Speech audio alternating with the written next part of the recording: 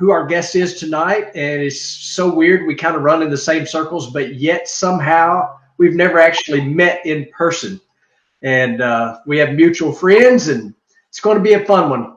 A lot of my drag racing fans on here I know watch Hot Rod Garage, and that's where you'll know him from. But he's done a ton of other stuff. Not going to waste no time. Let's just bring him right on in. Of course, I'm talking about Mr. Tony Angelo. Tony, what's up tonight, buddy? Hey, bud. How are you? Man, it's all good. And you? I'm great. Living the dream. I tell you what, it's been a weird world the last year, I guess, basically. And I know it's probably been strange for you. You know, for us, we ran like half the races we're supposed to run.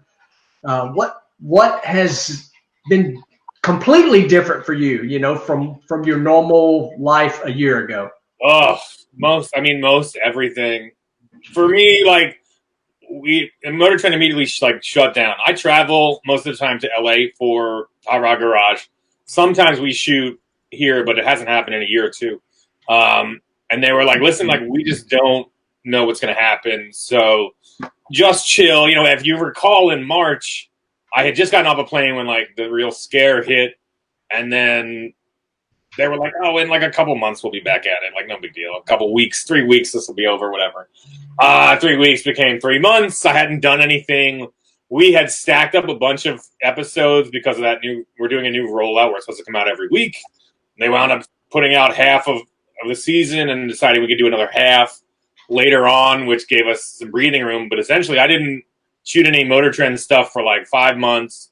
Then we decided we could do some like bi-coastal episodes where like I'll build a motor and send it to Lucky out west and he'll stick it in the truck we have. And we did a few of those. So it just kind of got, you know, work stuff obviously was all up in the air.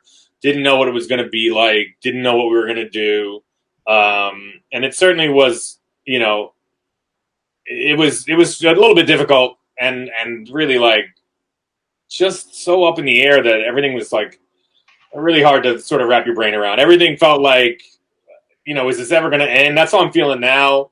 I'd love to get back to a normal, but like, is that what happens? When does that happen? I think we still got a little more time than everybody really wants to admit, but we're doing all right. You know, I did one last trip in October. Essentially, I spent the whole month of October away shooting.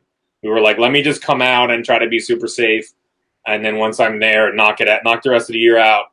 And we can talk about, you know, 2021 from there. So we did that. So a lot of it was work stuff. That was certainly flying by the seat of our pants. And then family stuff, just trying to like, you know, trying to stay super safe. I have one daughter with some medical needs. So we have to be, she has like, she had an organ transplant. She had a liver transplant in August. So she is very immunocompromised. So like whatever bar you guys have set, our bar is like nuts. It's like, I mean, I've been ultra super careful and ultra super lockdown. And that's the reason for it. So it's just been like, you know, COVID safety to the extreme. So it's been, you know, kind of a sucky year, but I'm looking forward to the future for sure. Oh, no doubt about it. And I have followed along, and I don't want to necessarily run down this path, but I followed along on social media about your daughter, and seems like she's doing well. Is all that going good? I mean, it's amazing, really. Yeah, I mean, you know, she's tough as nails. She's turned 2 in November, and she's doing really well. We still probably got a lot of stuff to manage, and she's got some special needs and stuff. But as of right now, you know, she is a very happy, very silly, very fun 2-year-old. So it's all good stuff. That is just awesome and amazing, and glad she's doing well. And, you know, it's one of those things as a parent, you know, I certainly felt for you and your wife and obviously her, you know, so glad that's going good. But I want to back up for a moment. We kind of just hopped right in talking about what all's been going on with, you know, the whole pandemic and your work schedule and all that. But I want to back up and talk about, for one, you're in Pennsylvania, right? Grew up in like Doylestown or somewhere. Am I correct on that? Yeah. So I was born in South Philadelphia, and then that's where my family has kind of always been. And then my parents were the first to leave. And I loved it down there. We were down there a lot growing up, like every Sundays for Italian dinners and stuff. But essentially, yeah, they moved us about 25 miles northeast into the suburbs. And I'm glad they did, because like I sort of had access to everything as a kid. It's like a cool old colonial town. It's like pre-revolutionary.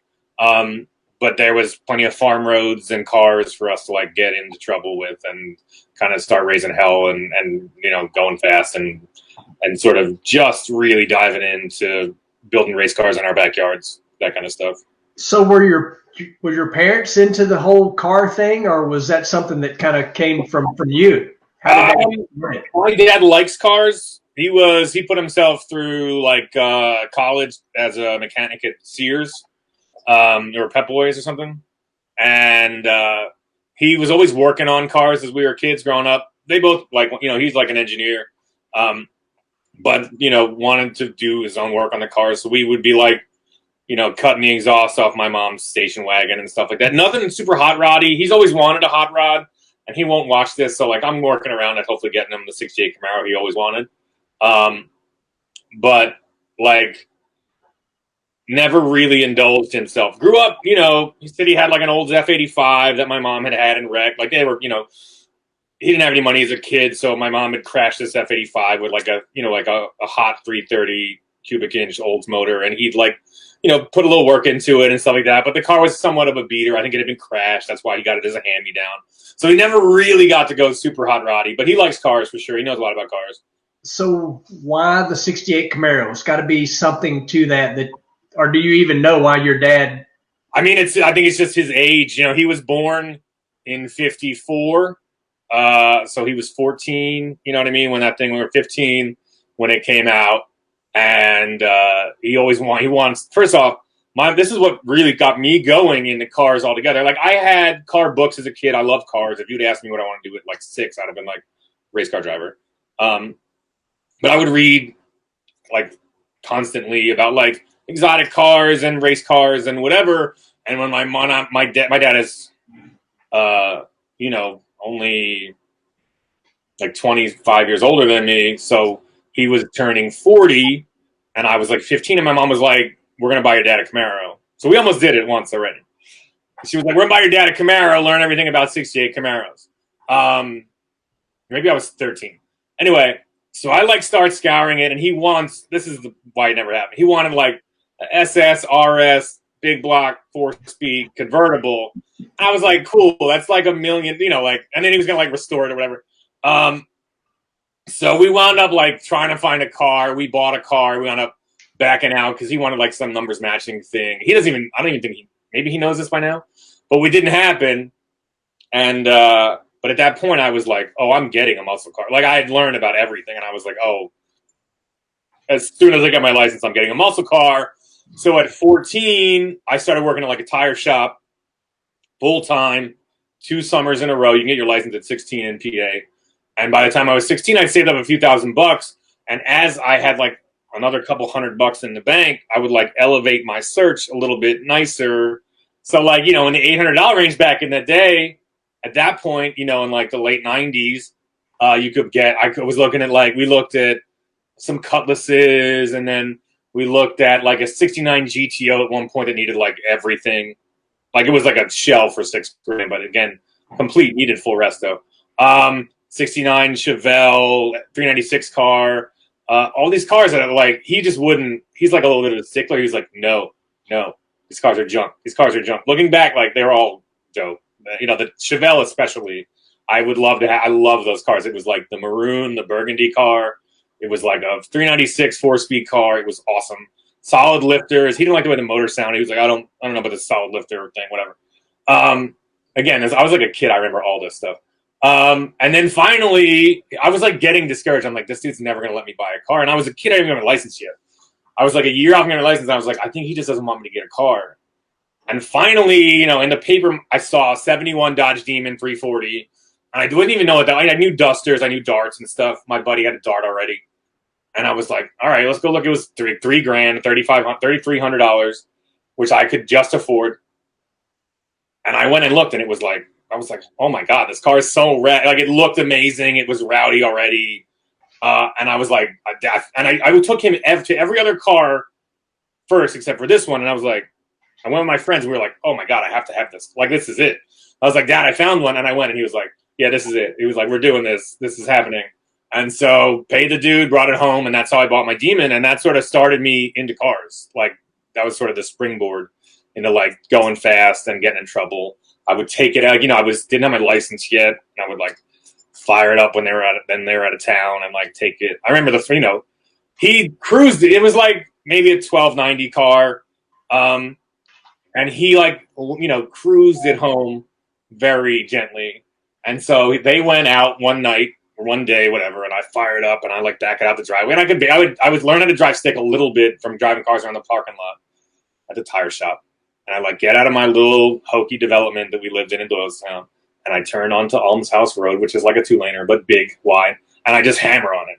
And then the car's like, "Rrr!" And then car opens up and I remember being like, oh my God, terrified. And then I do remember like grabbing the next gear and standing on it. And it was like my whole life just changed in that moment. As I was like, I need more of this, and threw it in a second and hammered on it and just like roasted down the road. And I was like, oh, this is what I'm supposed to do with my life. Like, this is it. I got it. So that's really what started me off on everything. That is so cool. And that's one thing that I think there is some weird connection of guys like you and me and the Mopar thing. I don't know what it is. My first was a Mopar, and they're more expensive. Everything about them's harder. Everything's harder, yeah. But I'm up top to bottom. I'm just a Mopar guy. And tell me, I think I'm correct that you actually still have this car, correct? I do, yeah. So, I went on to be like a pro drift racer, which means you're pretty poor unless you're like top 1, 2, or 3. And I sold everything I had under the sun, but I kept the Demon. I stayed at my parents' house. Just stayed at my parents' garage in Doylestown forever. I managed to not sell it. And then, I have it still. I have it. We refreshed it on the show. We put a bunch of QA1, like a hidden 6-link instead of the leaf spring in the rear and stuff. It's actually a matching numbers car, so I don't go too nuts with it, but I have it, yeah. That is I love it. It's the best. I have watched it, and I was pretty sure it was the same car. I just wasn't sure if that was just a TV thing that, it's the same car or not. So it actually is. Absolutely, yeah. So I got to just keep going down my path of your younger days here, because I think everybody knows a lot about what you're currently doing, but you just mentioned drifting. So how does a guy near Englishtown Dragway end up doing drifting? I mean, why not motocross? Why not drag racing? Where did drifting come from? The thing back then, really, not here. It wasn't. So here's the thing. Like, hold on one sec. Let me just post this to my thing. Okay, cool. So I'm just going to keep talking about Englishtown. So, Englishtown, obviously, unfortunately, it's no longer a drag strip, but the drift track and the motocross track are still there, I do believe. Yes, they are. But how, why, what, where did that come from? How did Tony Angelo, as a kid, there was no, Tokyo Drift Fast and Furious? It wasn't. No, we were like really on the very cutting edge of it. But the deal was, and I played a decently large part in this, is that like I took my Demon, I like smoked the trans, it got parked for years. I had to go to community college after I got thrown out of regular college for being a total jackass. And I bought like a Volkswagen GTI. And honestly, like I just couldn't. I want to go to like an engineering school and all this stuff. And all I ever want to do is like get out and get back into cars. So the first go at college was done. And the second one was at community college for a while. And I bought a Volkswagen. I was like, Mom, I need a economy car to go to school. So she bought me this Volkswagen. I borrowed like $1,000, bought like a 8-valve Volkswagen. And I started driving, the back roads to community college like I'm trying to bend the time-space continuum, like a lunatic. And I'm like, oh, I like going around turns too, because I had my Demon, but I'm like, oh, I really like this too.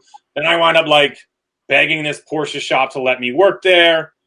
just begging as like a 19-year-old, let me sweep the floors, whatever. I did that for like a year. And then they let me race a 944 turbo. So turbo rear wheel drive. I'm like, this is awesome. And then I was like, I want one, can't afford it. Bought the biggest knockoff I could, Mazda RX-7 turbo. And just started like sliding it around all over these back farm roads. Like we were trouble all summer. Trouble, raising hell. Eventually wrapped it around a telephone pole, but had like really caused a scene in our town. And at this point, I met Chris Forsberg, who went on to be like 3-time national champ. And we lived, we grew up 3 miles away from each other. And I had fixed his Blazer, put a water pump in it back in the day. And then when his brother was into Eclipses. So, his brother Eric, that we had met at a restaurant we worked at. And he was like, my brother wants a car. And that's how we became friends. So I sold him all the parts off my RX-7 that was modified. And then I bought another one. So we're like, at this point, just souping up these cars like crazy. And we took Chris's mom's barn and we cemented the floors. And we would work there till like 4 o'clock in the morning, like every night. We were like definitely neglecting our schooling at that point. Chris was out of high school, I think, like a year. Maybe not. Anyway, that's all we did, cars.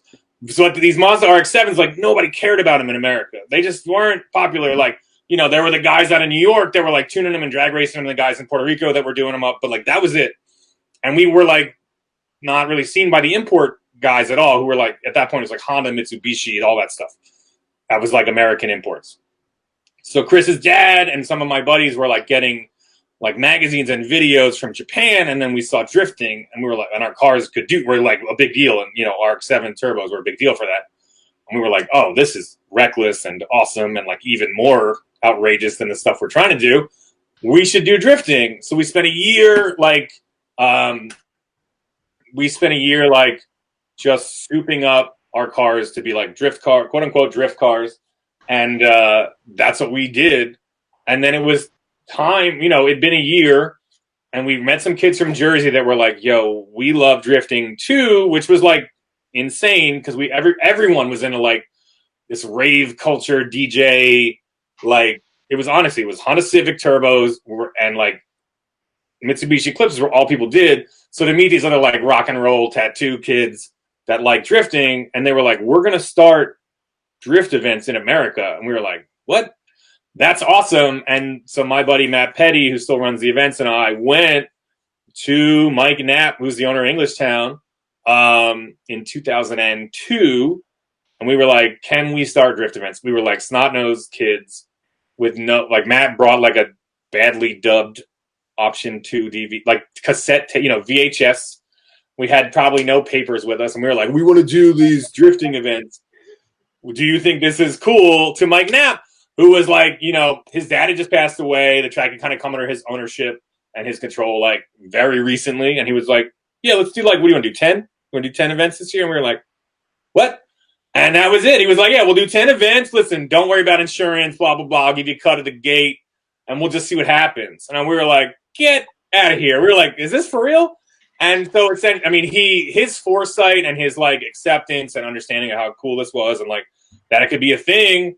We had our first event me and Chris and some other guys who had like a little bit of experience being morons in like parking lots, did a little promo video and we're like, come drifting in America at English Town. And they were doing events in LA at that time already, for sure. So like, I don't want to say we were the first, but we were second, maybe. On this side of the Rocky Mountains. Yeah, within like 1,000 miles, I think, for sure. So, and event, they're now the longest running ones ever in America because that stuff has all come back and shut down or whatever. But the English Town events never stop.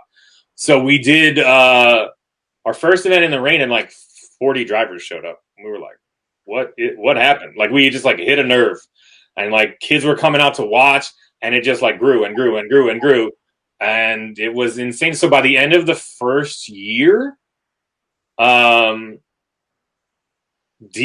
which was like the Japanese Pro League, was like, we're coming to America, to Los Angeles, and we're going to have an American licensing. Like, we're going to give the best Americans D1 licenses. And we were like, I honestly, like, couldn't believe any of this was real life. So we're like, cool. Me and Chris, like, borrowed a bunch of money from our friends and families and rented, like, a an open car, like, you know, box truck where the box got ripped off, and we put our RX-7s on the back and drove to LA.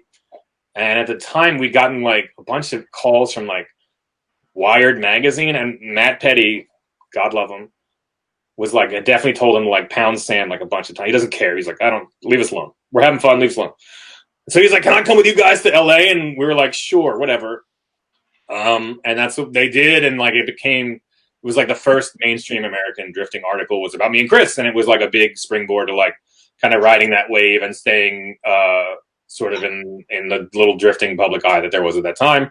And then we just packed our stuff and went west, and we like went out, didn't qualify. I didn't drive great. Chris drove great. We both got awful scores, but we kind of looked around and we were like, these guys have sponsors, which we had none.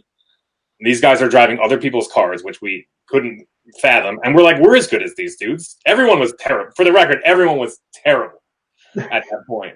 So we're like, we're as good as these guys. Let's pack our stuff and move to California. That's what we did. I want to ask a question. So you said people from D1 from Japan came. So what is D1? Is that like the NHRA of drifting in Japan? Exactly. Yeah. Yeah. And it was a very big deal at that time.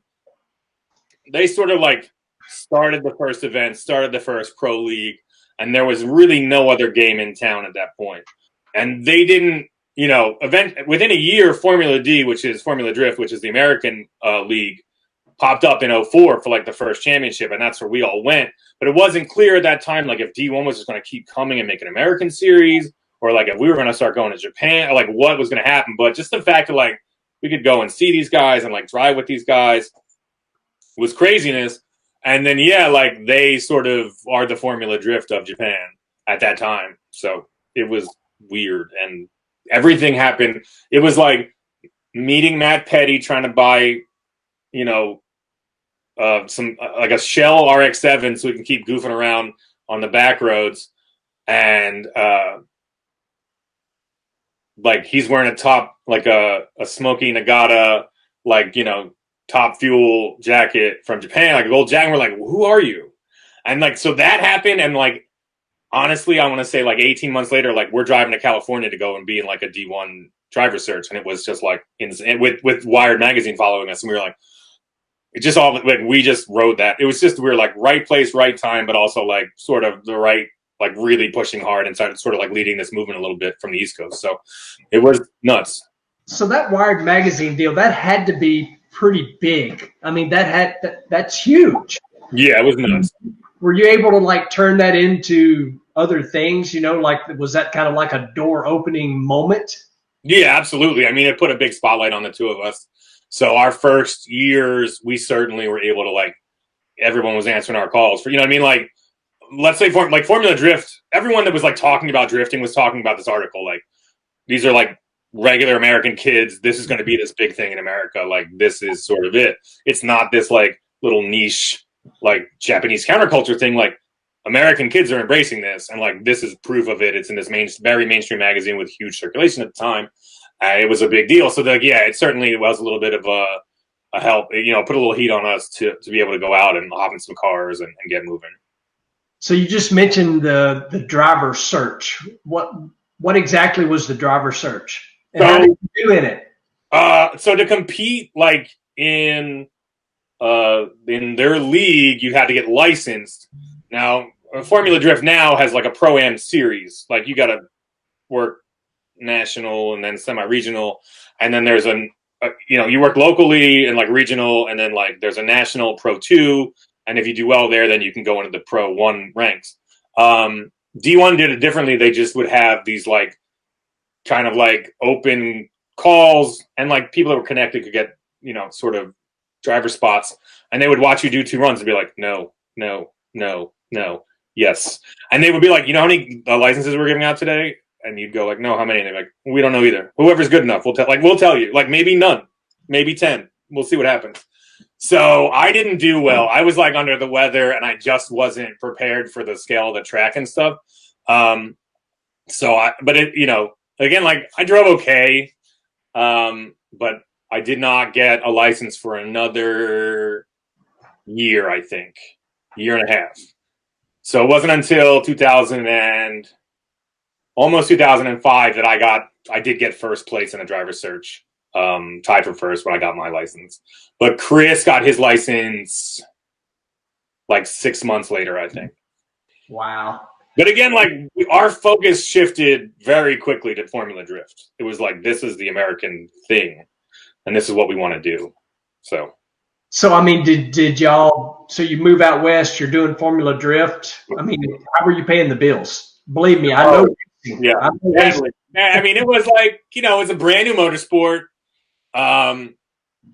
People didn't know what it would cost. People didn't know what they would get out of it, how popular it would be. To be honest, like the first couple years, I didn't do myself any favors. I thought I was like in Motley Crue and like 23 or 24 years old. Like I wanted to party. I was like, I've got it all figured out. And like whatever it was, I just didn't understand how much focus. I really wanted to do well, but I also like really wanted to like raise hell and party. So I kind of like was too much for like a year and a half. We wound up getting a decent ride in 05. All of the guys from Drift Alliance, which was like then Turk, or not, excuse me, Turk wasn't there yet. But like Vaughn Gittin, who, was two-time national champ, Forsberg, me, and this guy Ryan Hampton, we were all Drift Alliance. And we all wound up on Falcon Tire. And like, I just couldn't keep my mouth shut. I just couldn't like get fallen. I was just like a total dickhead for so long. It was that Philly thing coming out. Yeah, I was just trouble. Yeah, I was like so much trouble. I was like dealing with my own stuff, and I really let it get in my way of what I wanted to do, and I just didn't have the business stuff figured out yet. So it took me like a long time to kind of rebound from that. But you can, it was a small sport. Most of the drivers still had regular jobs.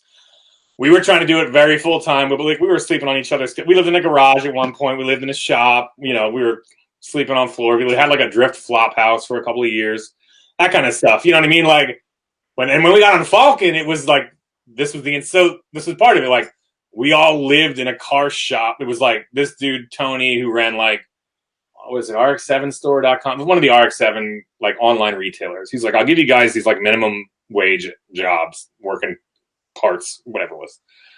And it was like really like a cubby hole in his mom's gigantic shoe, like global enterprise. She was like, you idiots can have this.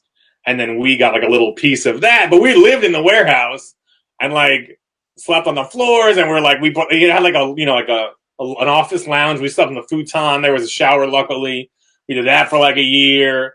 So we were dead broke all the time, especially me.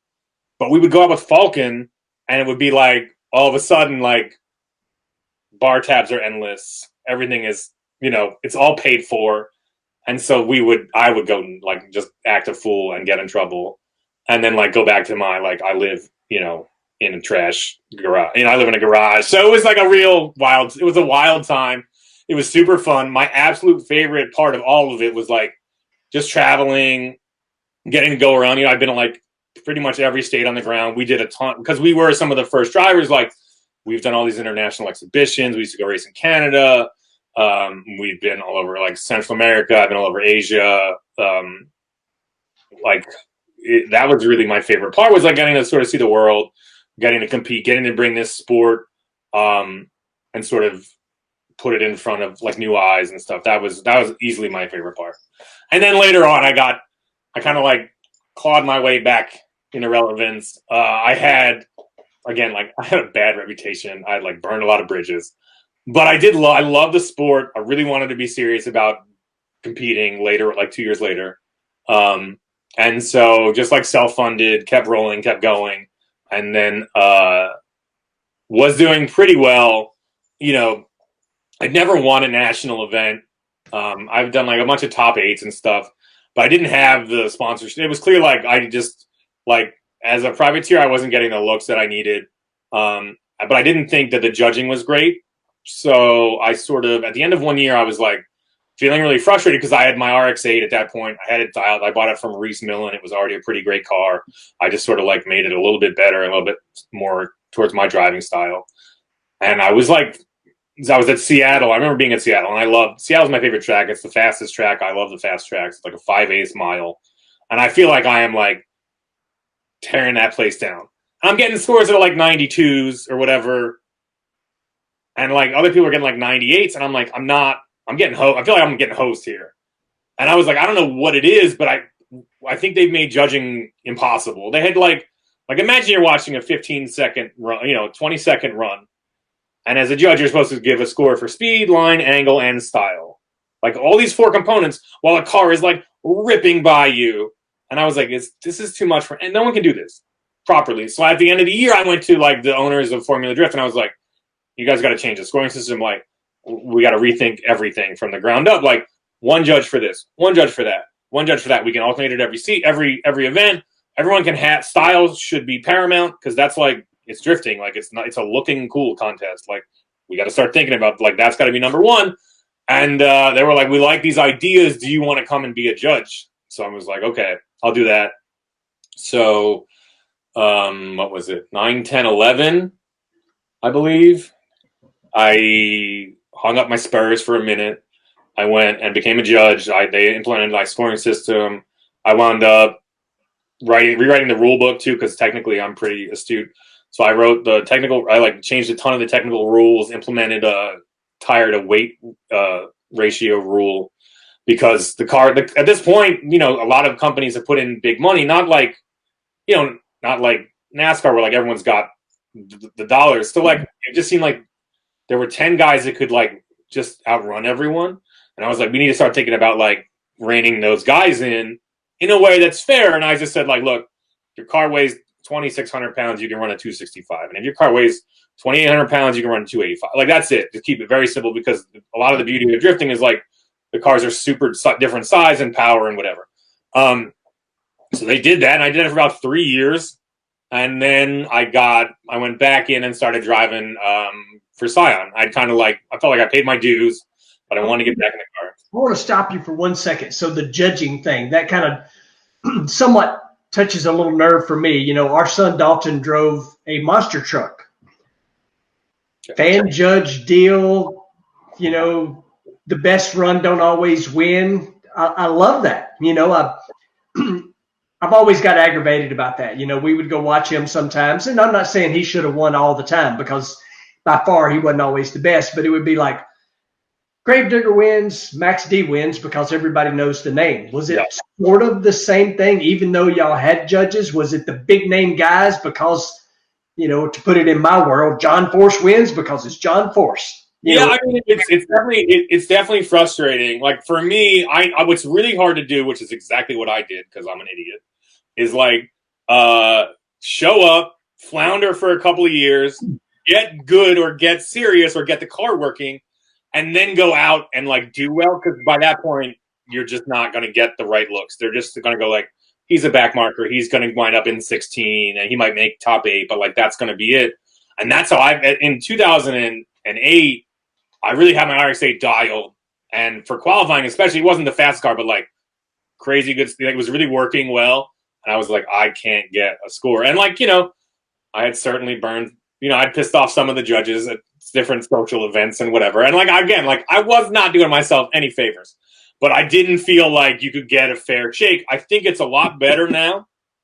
But yeah, there are things I've seen it happen. It's not quite to that degree, and it's not really fan centric, I don't think. But like, there was a point where like a really popular driver would come in and get knocked out, and like people would leave.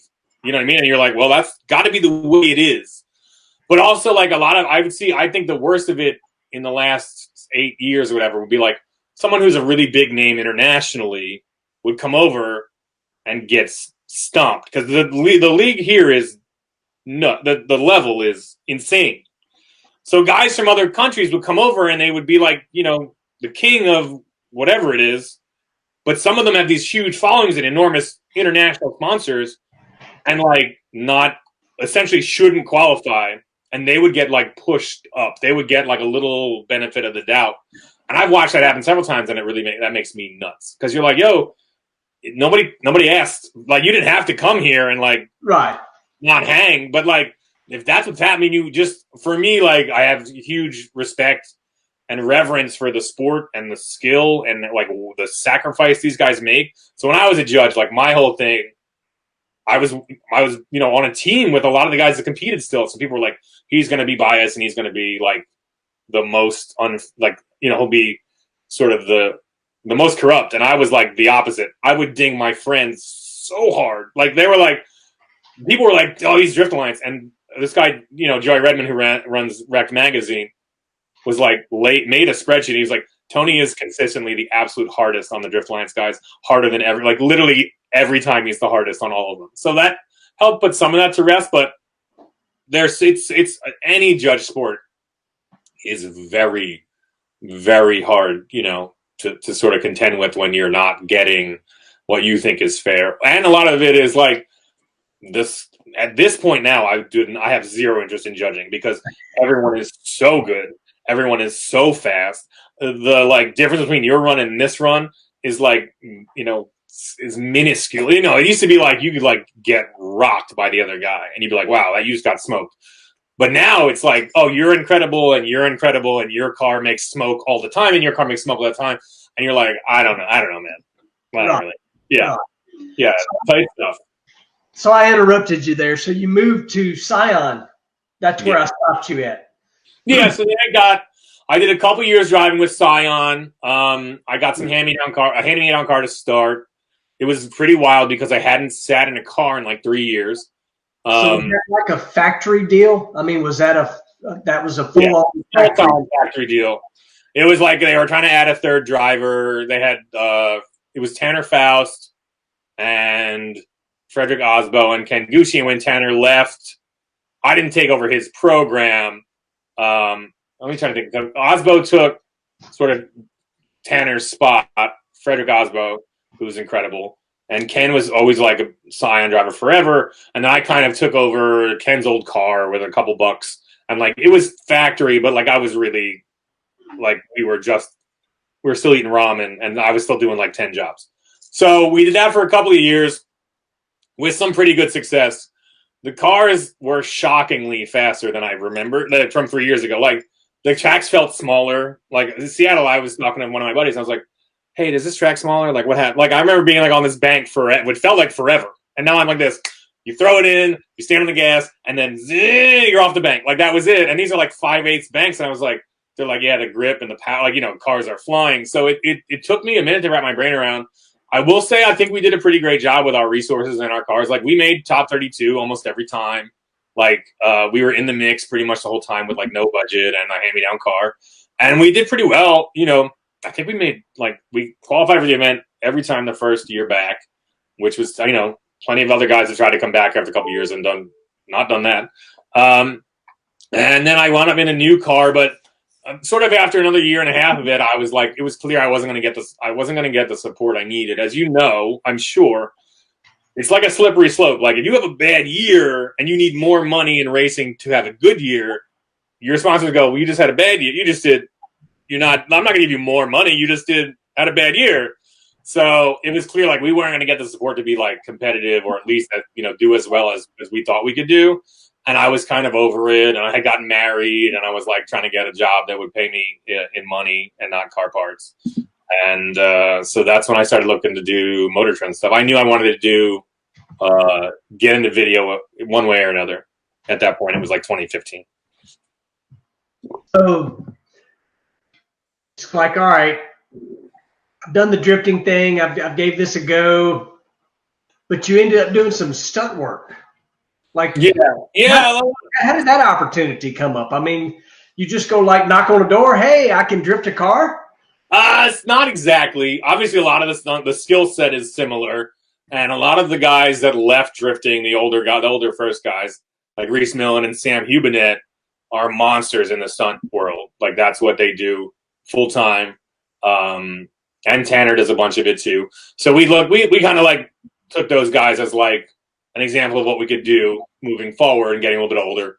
And so I went and did Drivers East Stunt School with a couple of guys that they run it at an E-Town now, but it's a great school.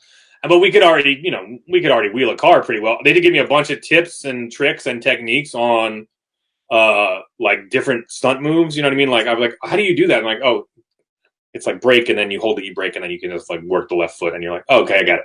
So I did that first. I'd already like essentially done a couple of gigs here and there, but trying to do more. And then after that, both of those guys are coordinators in the industry, and they gave me a ton of work throughout the years, non-union stuff that they couldn't do.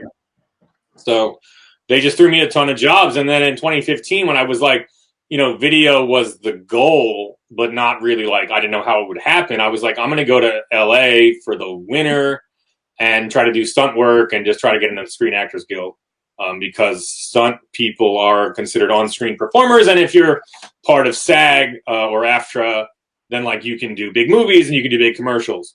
So, and I was non-union at that point. So that's what I did. I came out, I stayed at my buddy's. He had like 3 months left on his lease. And I was like, my wife and I were like tired of the cold, and we're like, let me go try and do this. So I did 2 things there. Like I tried to pick up stunt work here and there. And I did a ton of extra work, like in like TV, because another way to get into the Screen Actors Guild is to get what they call like, you get a few different, like once they run out of non-union extras, if they like, or run out of union extras, like if they like your face or they need you specifically for a shot, you'll get like one of these vouchers, and you get 3 vouchers, and then you can be SAG eligible. So that's what I was doing, and it was a really fun way to like kind of decompress from drifting and like just be like really get a good education, like what it's like to be on a set.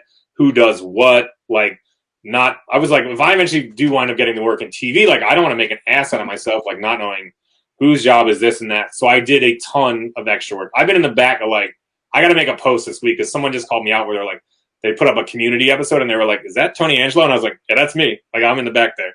So you were doing like just, you would show up and be an extra in the background, and I mean you were making like a day rate for doing this. How's that you work? get like $100, $150 or $125 for the day or something, and you get like catering. But for me, I was interested in SAG vouchers, which I eventually got enough to be SAG eligible.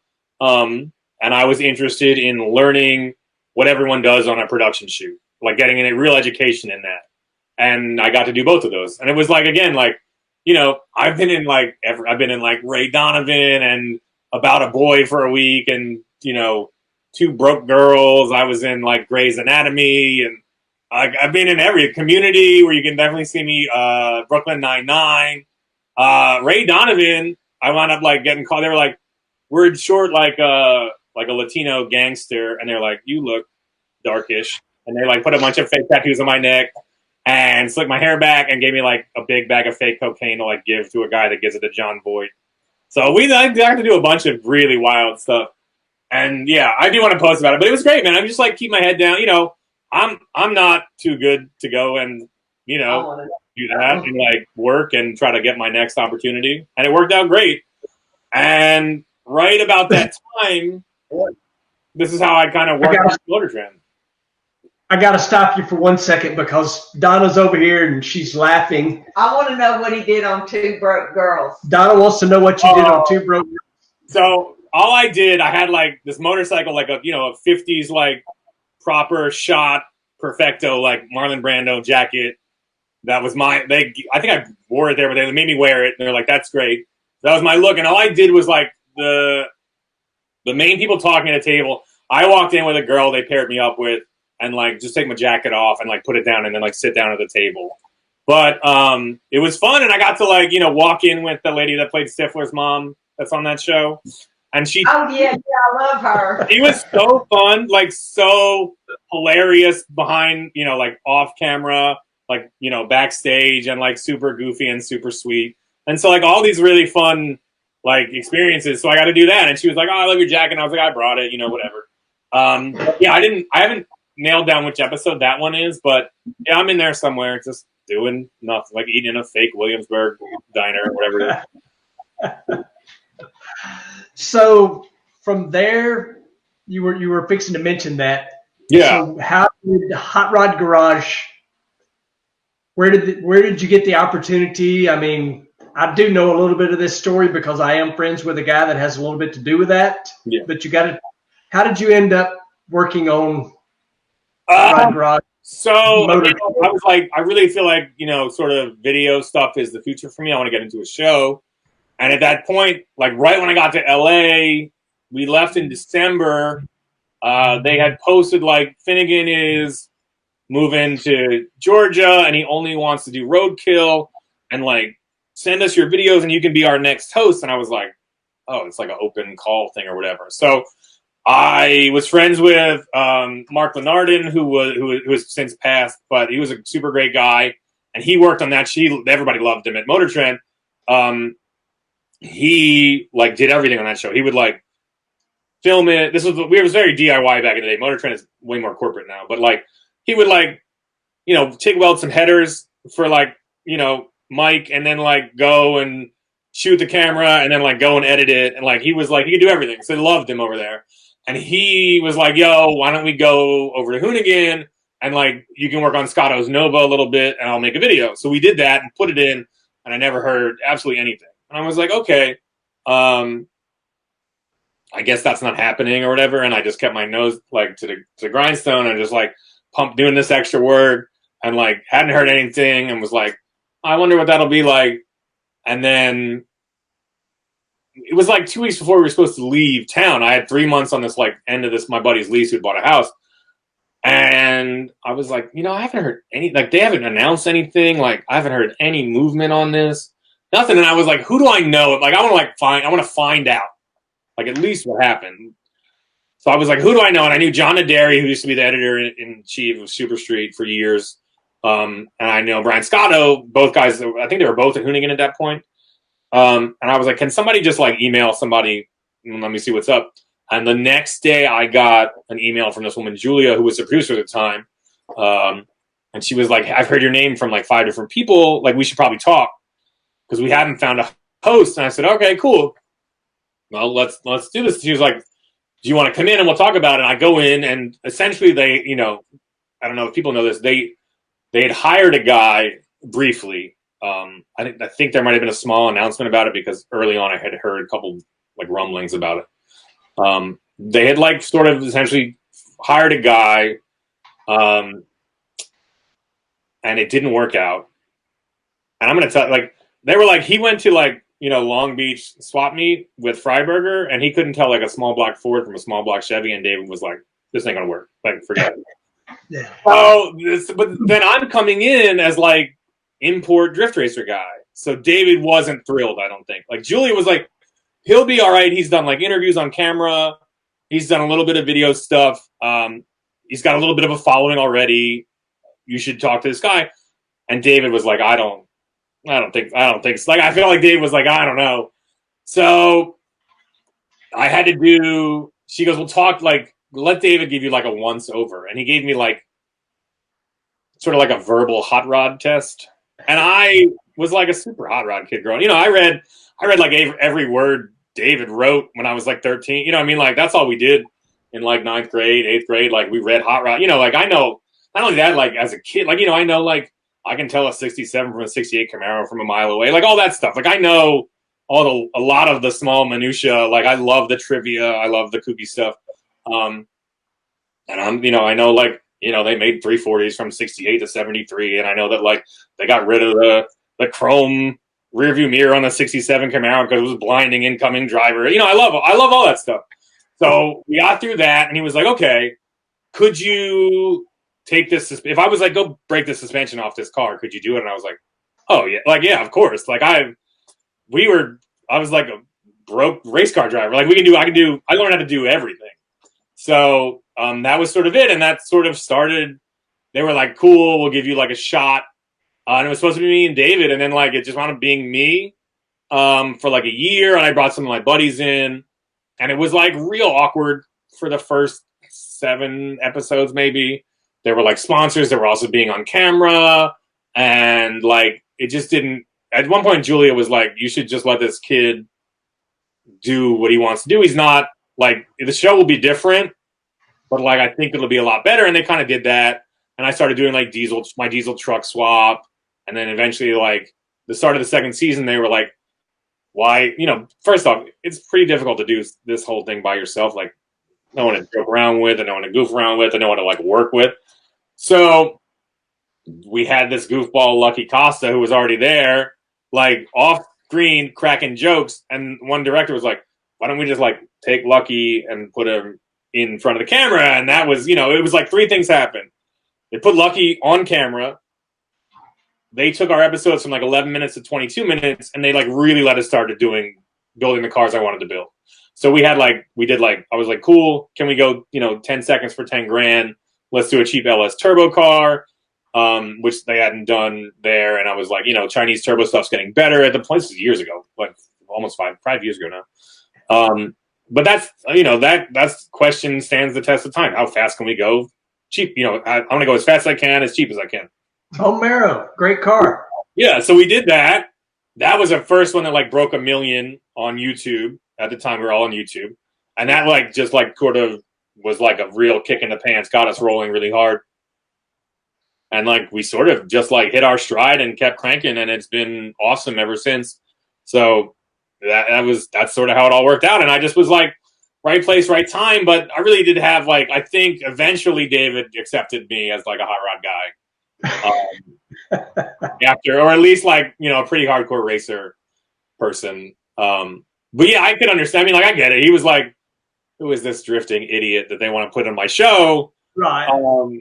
But it turns out eventually it all worked out pretty well. And I love David. He's great. And he's such an interesting, smart dude. But definitely one of my buddies. We kind of talked about that beforehand. And so of all the cars that's been on the show, what would you put towards the top for your favorites? My favorites, Bone Marrow for sure, because again, like, it's such a great, pure, go fast, no frills car. And it does run like 1060s pretty regularly as long as the fuel pump works. So that's a good one. The Twin Pala I love because it's so wild. That car is like nuts. It's nuts. And now it did, last time we took it out and it wasn't aligned, and when that car's not aligned, it tries to spin at like 3/4 of the way down the track. It did 10-1 at 145 or something. And we don't have any money. I mean, those are like junkyard motors. Right. Yeah, the car's a riot. That was on street tires. And then I really like the Cuda because I just feel like that was like a car that was like very me, you know what I mean? A drift muscle car. Yeah. That people really like that one. I kind of got... And it was the SEMA. I mean, you can't believe that. Yeah, it was like a SEMA build. We kind of hacked it up a little bit towards the very end, getting it towards SEMA, and it's one of the reasons I haven't like looked at it that much. But we're going to dig into it this year and make it a real car. There's a lot of like awful stuff hidden in there. There's a lot of good stuff that like we got. Right. But at some point, you got to go like, we got to get done in like 3 days. So like you start like cutting and hacking and. Oh yeah. So I got to admit, I got some text messages, and I'm not divulging my sources on where these text messages come from, but they knew you were coming on tonight. And so I got to know, what was it like curb hopping Blasphemy? Oh, it was fun. No, it was terrifying. That car, like, it's pointed at the sky, right? And I hadn't been in it. And I was like, let's get a feel for it. I've driven a plenty of car with like a multi-plate clutch. And I was like, let's see how the tune is. It had a little bit of a sticky throttle, but I just didn't. I was like, oh, we have a trailer. I don't know how well this thing turns or if it rubs. Like, I'm going to take this like nice wide arc and put us right out on the highway beautifully. And I, again, like it's gasser is already up. And then like the front end is pointed at the sky. So I just didn't see it at all. And then once we got in there, that was it.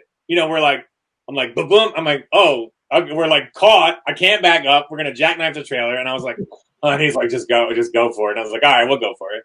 So yeah, it was not my favorite. It was not my favorite way to jump into a new car and pull it out of a parking lot by any means. It was pretty embarrassing, but it's all right. So I got another text message, and I was told to ask, what was it like and how cold was it sleeping in the back of a Torino wagon? Oh, it was very awful. We had been working on that stupid wagon for like 3 days. This was Mike. Listen to me. I love Mike Finnegan. He gets us into like insane situations. He's like, I got this dope 12-valve wagon that like a guy really did a nice job on. I'm like, sounds very not roadkill. And here's where the roadkill part comes in. we're going to take it to this kid's shop. We're going to quadruple the horsepower in like 6 hours, and we're going to hit the road. And I was like, great, right? So, like, of course, then it becomes an absolute 3-day nightmare. I can't wear. I smelled the inside of my mouth tasted like diesel for like a month, and my back. I'm like lifting up the cylinder head. We're like banging stuff around. Like, my back is killing me. And they're like, all right, hop into like this whatever we're trailing in. And I was like, listen, I love you guys. It's like 4 o'clock in the morning. I'm gonna lay in this wagon and like just let my back rest. I'd hurt my back a couple times doing stupid stuff. I was like, I'm gonna just try, and I got in there, and they were like, "Please don't do it." They're like, "Please don't ride in a car while we're trailering it. It's not a good idea." Especially like the producers and stuff. And I was so hot. I was like, "Listen, I'm gonna do this. It's gonna happen.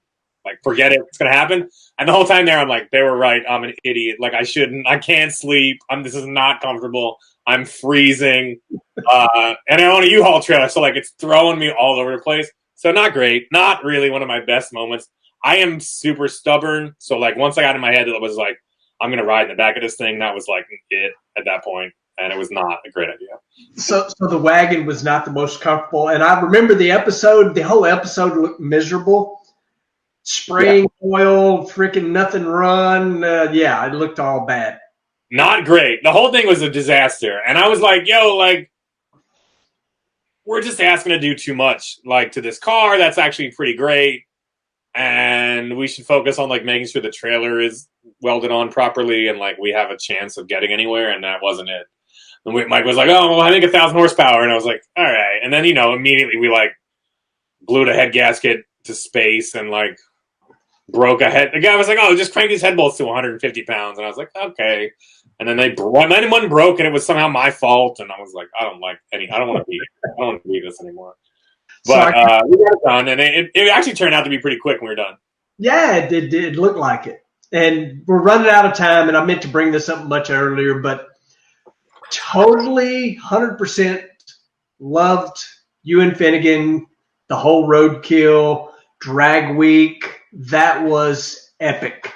So I'm going to give you a real quick, because we are running out of time, and I done kept you longer than I wanted to, but I'm in the process with Jeff Lutz and Jeffrey Lutz. They're building me something to do drag week with.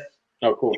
I just think it's such an awesome thing. But that show, there was 2 episodes, if I remember correctly, was phenomenal. Like you could see the stress and the want to get through the week and to make it and then to actually win. That had to be a really good feeling. Honestly, that's like one of the things I'm most proud of. I think that special is like maybe like my part not even included. I think that's like the best thing we've ever done, to be honest. It was like so amazing to be a part of, and like we worked our butts off, and like it was a grind, and I'm super competitive. And like I've never really been a crew guy, and it was even just was so fun, but I'm super like I'll think about that forever. You know what I mean? Like that's one of the defining moments, like when we got to get there and get that done and win, and it was so epic. But thank you so much. I mean, it was such a drag week is awesome. I can't wait to go back and do it again. But like that whole effort and that whole week, and Finnegan like driving like a monster and like winning it at the end there, it was amazing. I'm just so happy to be a part of it. But I'm super proud of that effort. And the episode came out. Honestly, everyone was like, "Am I crying at I'm crying watching a roadkill?" I was like, I don't know, man. I cried when I was there. Like I go, whatever. Well, you kind of showed, the reason you have some back problems. You kind of became internet famous for bench pressing the old manual transmission back in old blasphemy. But I do want to thank you for coming on tonight. This has been so much fun. Can't wait to actually meet you. Like, yeah, real. Me too. Absolutely. Like I say, I don't know how we run kind of in the same world, but we've never actually met each other. But I have certainly been a fan. I enjoy Hot Rod Garage, what you and Lucky do. I love when you're on roadkill. And I'm going to tell the truth. I'm a drifter in disguise. I live out in the country. We still have gravel roads, and every chance I got the tail hung out on it. Awesome. Well, yeah, man, I'm going to talk about you at some point. I know we're out of time, but like maybe have me back on and I'll interview you next time, because what you do is amazing, man. I mean, it's insane. So, I would love to know the ins and outs and all of it of Top Fuel and like just going that hard. Here's what we need to do. I'm a few months into my YouTube channel, and you started a brand new YouTube channel called Stay Tuned. I did. Stay tuned. Check it out. Yep. So we need to do a YouTube episode. We need to talk about this off air somehow. We need to do a YouTube episode together. Yeah. That would be awesome. Absolutely. I'm super down. Yep. Everybody, thanks so much for tuning in. Tony, you were awesome. Everybody, have no idea what we're doing next Tuesday night, but it's going to be hard to top this one. This was fun. Tony, thanks for coming on, and we'll talk soon. Thanks for having me. All right. Cheers, man. All right. Thanks, everybody. Hey kid, come here. You ready to hear the dirty secrets of a SEMA build? It's gonna blow your mind. What's up, guys? Welcome back to Stay Tuned. I'm Tony Angelo. This is my new YouTube channel.